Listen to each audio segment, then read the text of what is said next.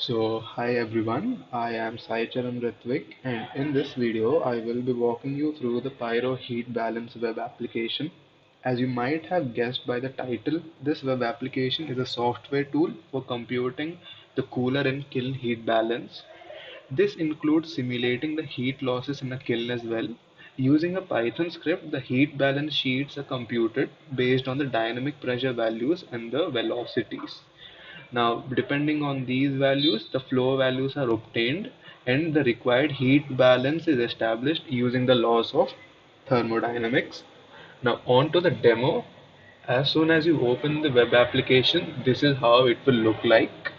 Now, I would recommend you to go to the user notes section. Now, these are some of the tips and the guidelines as to how to use the web application. You can go through these. The main takeaway from this page is the Excel uploads section. You have to make sure that the dynamic pressure values and the velocities Excel sheet, the data for these quantities is in the order as given. First, you have to enter the dynamic pressure values of the preheater downcomer ducts, then that of the tertiary air ducts, then the cooler mid-air ducts, and the cooler vent air ducts, and finally the ESP stack duct. Then enter the velocities of the cooler fans, and finally the dynamic pressure values of the kiln blowers, calciner blowers, and the primary air fans. In case you have any doubt as to how the Excel sheet is looking like, you can click on this link.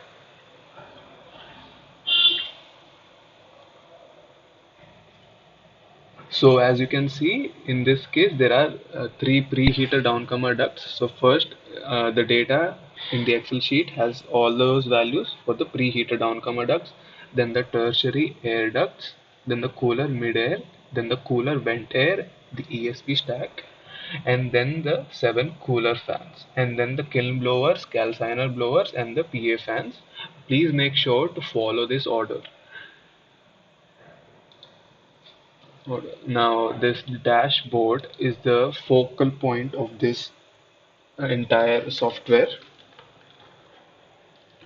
Now, for the sake of demonstration, the data that I'm going to consider has two preheater downcomer ducts, two tertiary air ducts, one cooler mid-air, and cooler vent air, but I'm going to back calculate the flow.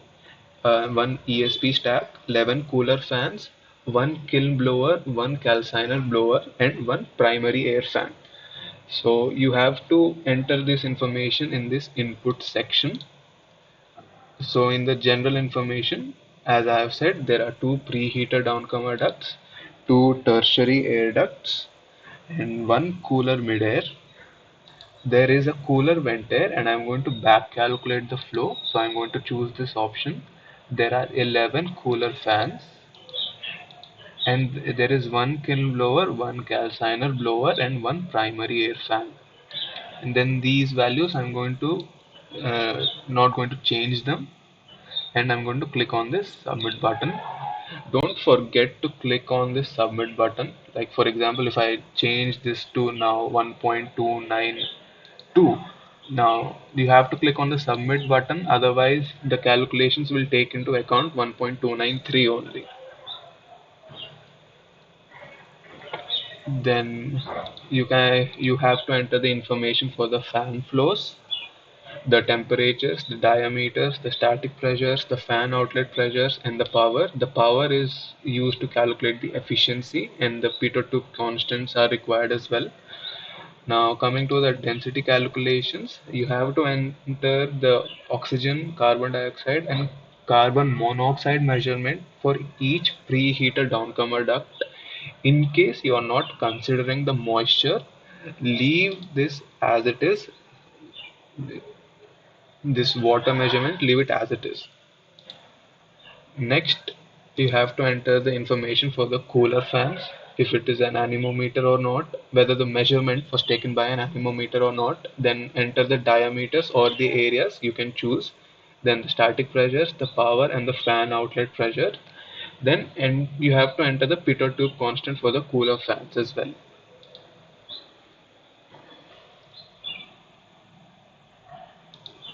Then in the cooler heat balance section, you just have to give three inputs: the clinker inlet temperature, the clinker outlet temperature, and the cooler radiation losses.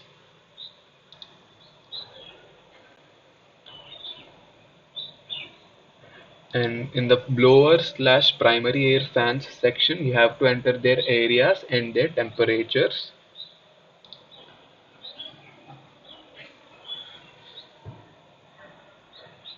And in the kiln heat balance, you have to give information about the heat inputs like the kiln feed moisture, the coal moisture, the temperature of the kiln feed fuel, and the primary air.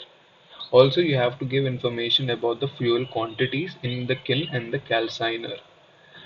Now, this section, the heat of reaction section, here you have been given a choice. You can either enter it manually, the heat of reaction, or you can choose to let the software calculate it for you by using the Zur-Strassen formula.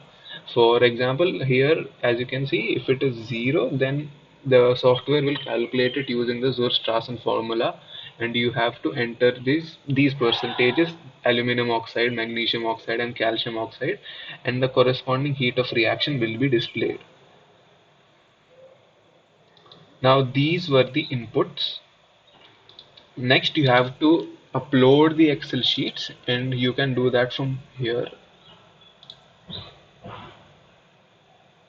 So now I have uploaded the dynamic pressure and the velocity sheet.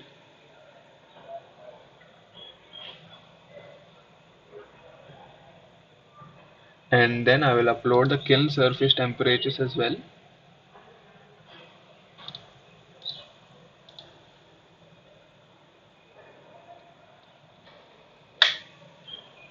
So these are the results. So if you want to look at the fan flows data, then you can click here, and as you can see, you can you can view the sheets, the individual sheets for the preheated downcomer ducts, for the tertiary air ducts, and cooler mid-air. And you can download these sheets from the links given below, like over here. If you click on these, the CMA sheet, you will just get the data for the cooler mid-air. But if you click on the fan flows data, you will get all the data in a single Excel sheet. And it will look something like this.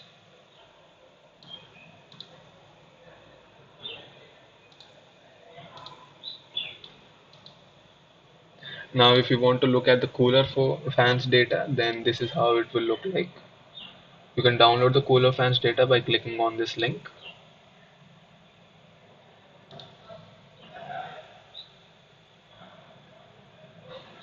This is how the cooler fans data is looking like. One thing, I haven't changed the power for the cooler fans. It was by default 200. I've taken just the default values here.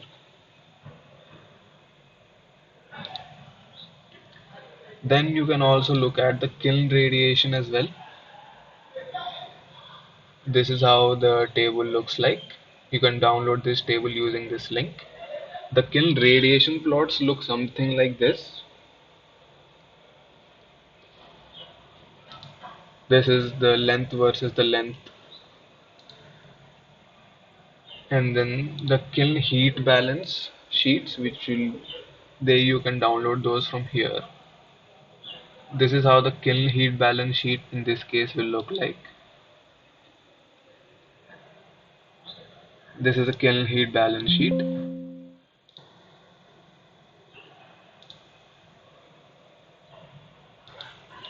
And also you can look at the pie charts to have an idea of the heat distribution. So this is the cooler heat input distribution. 2.2% of it is from cooling air and 97.8% of it is from hot clinker. And then the cooler heat output distribution looks something like this. The majority of it is from the tertiary air. In case you don't want to look at any of the results, then you can click the reset button and nothing will be displayed over here. Now that brings us to the end of this demo. I hope this software is of value to you. Thank you.